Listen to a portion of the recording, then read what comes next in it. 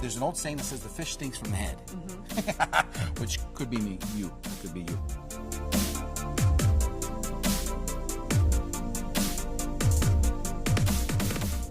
Hi, this is Whitney Brown at the MFG meeting, and we just heard from Michael Hoffman of Igniting Performance, who gave a great talk about people. We've been talking a lot about technology and innovation. It's nice to talk about people. Well, I like the balance. Absolutely. Yeah, because you can't have technology and you can't be innovative and you can't get things done unless you're getting it done through people. Right. Yeah. And so some of the most important things, you have to build your people skills. So what are some of the most important skills that someone needs to have in their toolkit? Oh my gosh, that's huge. There are lots of skills that we can continue to add. The way I like to start off with this, helping people understand, is the difference between a job and a profession.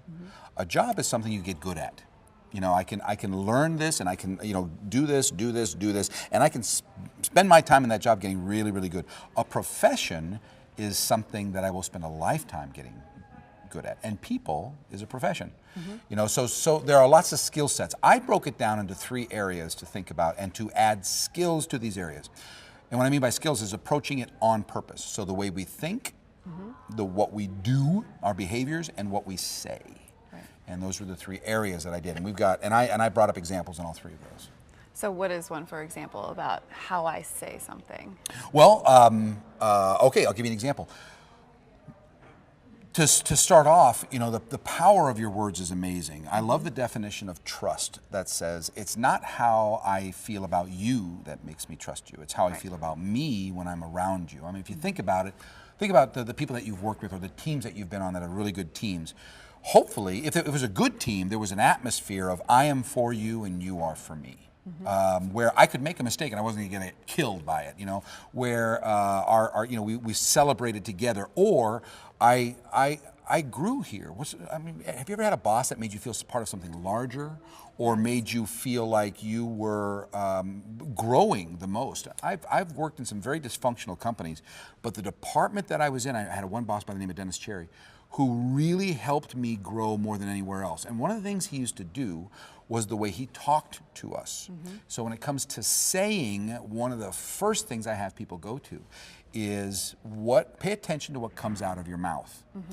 Here's where I'm going to steer your observations. It's a very long answer to a very short question. Have you ever been driving down the street and you're going to go talk to somebody you know it's not going to be pleasant? Yes, What do you do in the car on the way there? Well, you're rehearsing it. Okay, good. You're just like me then. So we go over it like 8 times in our head. Well, whose side of the story do you have? Right. Yeah, whose side don't you have? And so your brain is literally making it up. It's filling in because your brain is an amazing, miraculous tool. Well, with that little psychology in mind, the people that I work with are doing the same things. All day long, I'm trying to make sense of my world. And the information that I have, but the information I don't have, I fill in. Here's a lot of information you don't have. You don't have information about you. You work behind your eyeballs. So your brain is literally filling in that information of how I'm doing with all kinds of stuff. 2 things. It's either not positive or it's not accurate because you're behind your eyeballs. Right. Well, let's reverse that. I want to ignite that. I know that you don't see you a lot. So I'm going to help you feel very confident about who you are. I'm going to help you feel confident about our relationships by saying observations more. So I'm going to put it in the guise of thank you and I appreciate. And you want that kind of energy level in your organization. That's all about culture. So I think as a leader, you want to build that culture. How do you do that when maybe you have someone who's been working at a company for 20 years and they don't want change? They maybe don't agree with your culture decision. How do you get them on board? Well, let's take the first question. The first part of the question is how do you create culture? Because what that exercise demonstrates is that in a short period of time, we had people participate, which was really great. And then round 2 was much different. Why is that? And the reason why is because we all made choices to behave differently. The reason why that's important to understand is because culture is created. We create culture. We're not the victims of culture, we create a culture. So as a CEO, I have to understand that dynamic. The CEO is just like me as a speaker. You have very little power. Right. Very little power. All they can do is to give vision. Here's the way we do it here. And to add systems and processes that help people understand the people behaviors. So you want to label it, and then you want to add it into your the systems that you have in holding people accountable. So I'm not only going to hold you for X amount sold, X amount made, but I'm also going to hold you accountable for the experience. So you want to try to put definitions on behaviors that we're going to hold important. There's always going to be people that will use the excuse of the craziness of our day, the tornado, to justify poor behavior. You know, I was stressed. That's the reason why I bit your head off. You know, I was under a lot of pressure. Ergo, I'm a curmudgeon. And we have to hold those people accountable. That no, this is the way we do it. Let's talk about the impact that it has.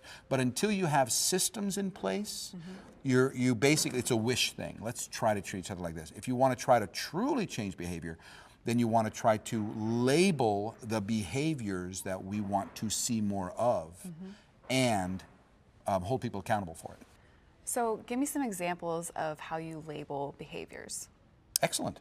Well, what I want to try to do is look at the competencies that are needed to be a good leader in this particular position and try to put a label on it. For instance, if I were to look at a conversation, there's two needs. There's the personal needs and the practical needs. Well, we're pretty good at getting a meeting done, but it's that people side. Well, there are labels for those things. Self-esteem, empathy, involvement.